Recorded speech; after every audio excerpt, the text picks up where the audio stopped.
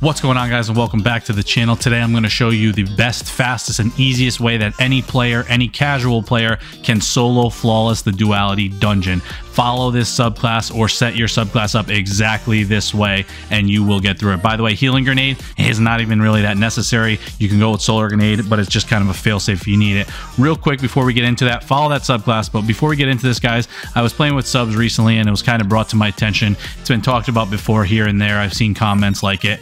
I know that sometimes I grunt and or growl.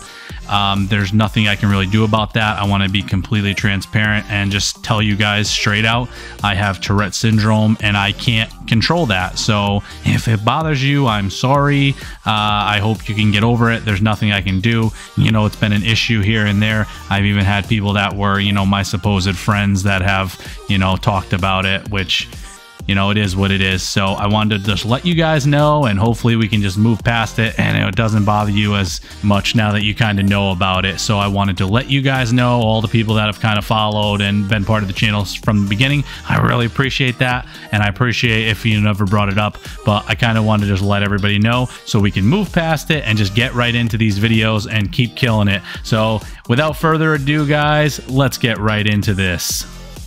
So you're going to want to go with a sub, pretty much primary, doesn't really matter. I would go the sub. Then for the secondary, I would go with a glaive. That's necessary, but try to go with the raid one if you have it because it's solar, okay? And that's going to match your subclass, which will definitely help.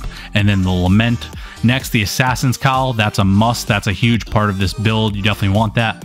Copy these exactly the way I have them.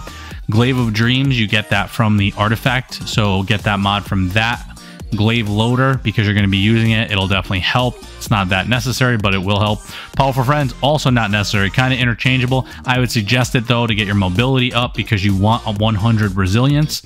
Maybe you have better armor than I do where you have high mobility, high resilience. That would be key, and then you could switch that powerful friends off for something else. But I like it, and I think that is worth it to be able to get your mobility up while having max resilience. Okay, then Font of Might, that's necessary. And then obviously Classy Restoration is the biggest part of this build. You really want that. That's one of the most broken mods in the game right now. You're basically unkillable when you have that active. So what I'm going to do with this, I'm going to show you, it's going to be a little bit of a longer video, not too long, it's only like 16 minutes, but it's going to be a little bit longer than I normally do because I'm going to take you through one full run of each encounter. So one of the boss room, then one of the nightmare room for each encounter, so you can see exactly how to do this, that you will have no issues. If you follow this guide and follow what I'm doing and have the same class that I have set up, you're going to run through, because as you can see, majority of this whole dungeon, you're going to be invisible and you're not, and you're gonna have your knife back. By the way, when you kill that Zion, the second one, don't pick up that essence. Only take the essence from the first room. Reason being, I don't know if it's a glitch or not, but the way this works is when you leave it there, and then when you come back in this room, you're gonna take the essence because it'll be there from the first one you killed, but the Zion will respawn. Then you don't kill that Zion, and then once you go into the nightmare room, he will be in that room when you're killing those 6 shadows, and then you kill him in there, and that will extend your time by 15 seconds in the damage phase. So you definitely want to follow this exactly like this because you'll get an extra 15 seconds, and that's huge damage. Okay, you should be able to easily 3-phase this max. Okay, so with doing that, as you get better and, you know, try it more, you might have, you know, you might be able to get 3-phase, possibly even 2. I would say 3-phase is a good, you know, easy way to do it where you don't have to rush and get crazy. The thing about this is that you're going to be invisible. Like I said, it kind of takes the pressure off of, you know, having to do every single thing perfect. If you get flustered or you get worried, you can just go invisible, take a second, regroup, get ready, and then continue on. You see what I'm saying? You know, the damage isn't as high as that Titan build is. That Titan build is nuts, but this isn't for that. This is more geared towards like the casual player so that anybody can do it. By the way, you see how he didn't die? I waited an extra second because that scorch stack from ashes that I said, I let him burn out. So now, as I said, see that Zion? I'm going to leave him alone and get that essence, okay? Then once you kill the Bell Keepers and leave, now you're going to do the same thing you did last time, but when you go in there and you kill all those nightmares, the Zion that you just left alive will be spawned in there. So you're going to kill him in that room, and then that's going to give you an extra 15 seconds of damage phase, and you can do that every single time. So I don't know, like I said, if it's a glitch, if they're going to patch it, I have no idea, but make sure you take advantage of it, because that 15 seconds is huge. I mean, with a sword especially, that's a good, 3-4 more strikes, sequences of strikes, the 3 lights to a heavy with the lament when you charge it. So that 15 seconds is huge. So make sure you're doing that. And worst comes to worst, if you forget and you kill the Zion, all you have to do is go out and go back in the normal way with the bell, not through the room, and just kill the bell keepers and leave, and that Zion will come back, and then you can do it again. So it's not like it matters that much if you forget. You can still just go out and go back in, and he will respawn, and you do not lose your essence that you have picked up. So as you saw, now we're about to be in the damage phase, and this is the last one to there. So this is going to be the room I was talking about, which, because I left that Zion alive, you'll see once we get down the ramp to the other side before we leave, the Zion's going to be in there. You're going to kill him then, and then you're going to get an extra 15 seconds. So as you see, look at my countdown. I'm at 45, 44. All right, look, 42, bam, 56. See, the extra time popped up, and now I have that extra time for a damage phase. So you're going to kill these bell keepers. By the way, with the glaive, just shoot once, switch to your gun so you could throw your knives, and then hit them with that, and they'll die almost every time. So, or they'll burn out. So that's all you got to do for that. And then for the damage phase, it's this easy. You can hit your dodge. You can, use your lament, because you have that Empyrean. You're going to get restoration back. It's going to enhance the time. Every time I kill an ad, see, my stuff goes up, my restoration goes up. But worst comes to worst, if not, you can break off a little bit and hit one of these ads with your knives, so your restoration will restart anyway. And then you also have your dodge, and then, like I said, I didn't even have to use it, but you get that healing grenade that you'll have. So for this, the second encounter, here we go.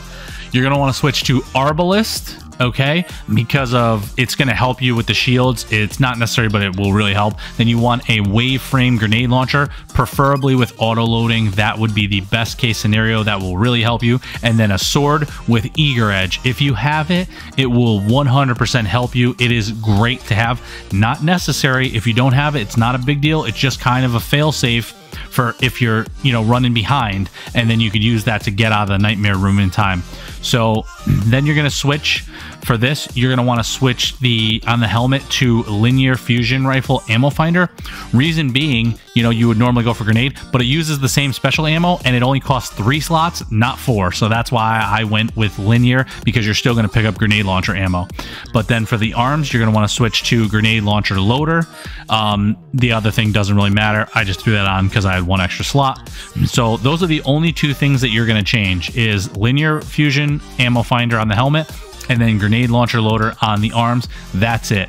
Okay, now going through this encounter, it's pretty simple. If you sit back, especially with the wave frame, and you just shoot the ground in front of the bell keepers and then knives, every single time they'll die. Okay, sometimes, the game doesn't always work as the way it should be, but you just shoot it there, and then as long as it hits them and you throw your knives, you're going to kill them. You'll go invisible. By the way, if they go together, be careful, and see how I kind of stayed back.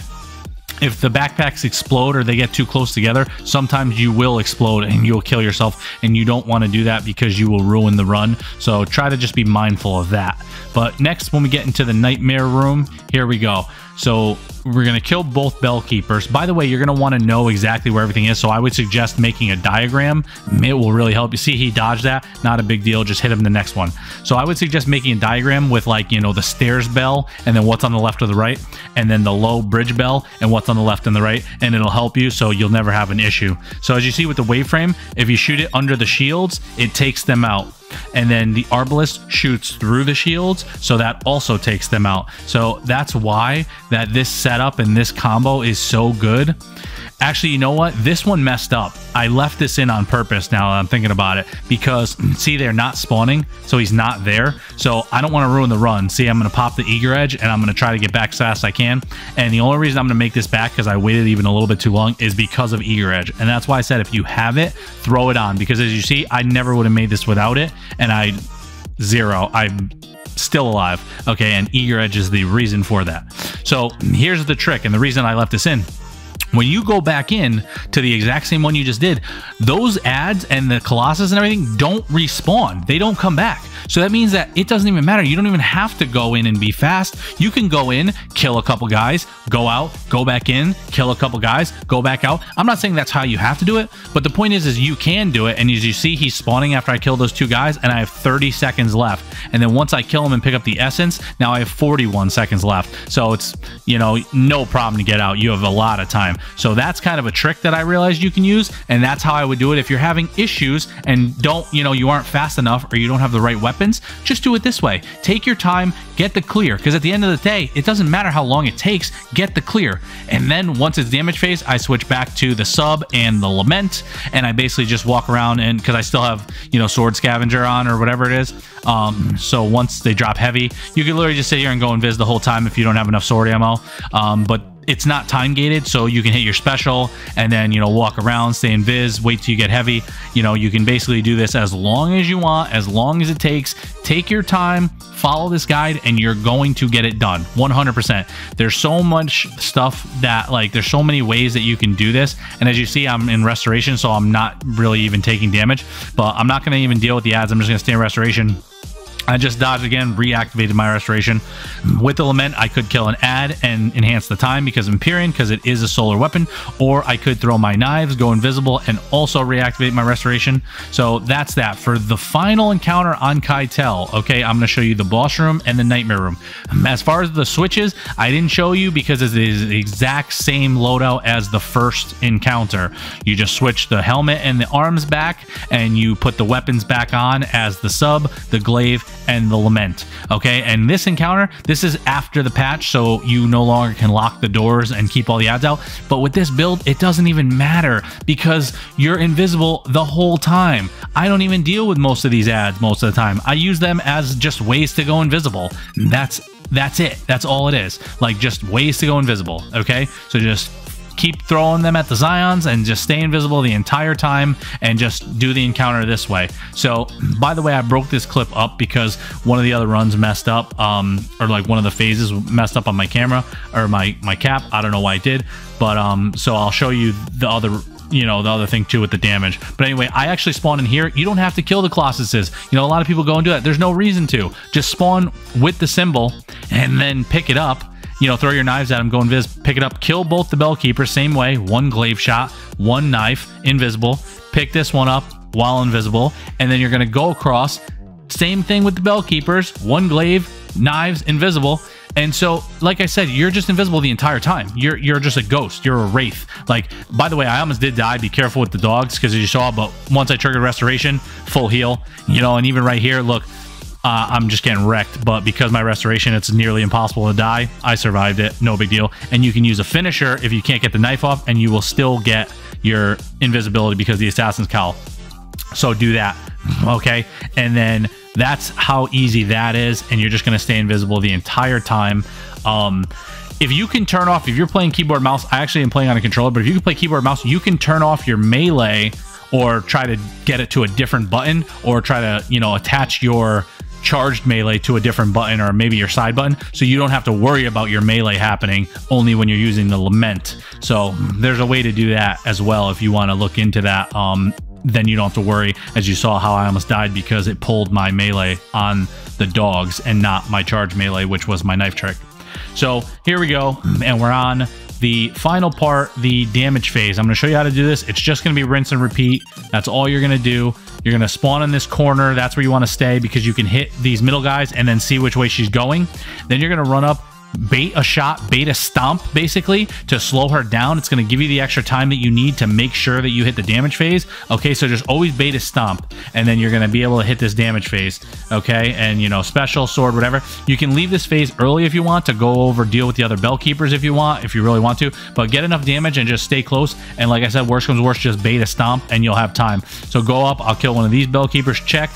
She's going to the middle, so I'm going to hit this bell. I'm going to do another damage phase, and that's it. And then I'm going to show you the final one, and it's this easy, guys. Like I said, if you use this build, you do this exactly the way I'm showing you, and I'll show you at the end of this video, the solo completion, the solo triumphs, all that stuff. It's not even hard to do.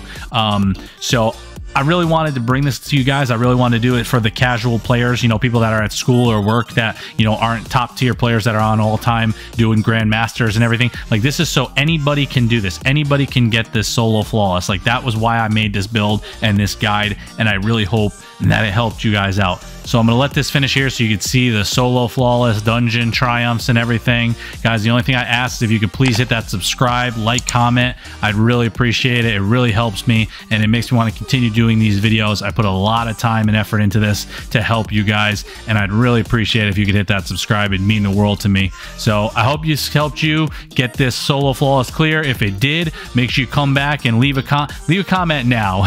But if it helped you complete it and you did it using this guide, then come back and let me know that you did, so I can know that this is actually helping you guys. So that's it for me, guys. Go kill this dungeon. I'll catch you guys in the next one.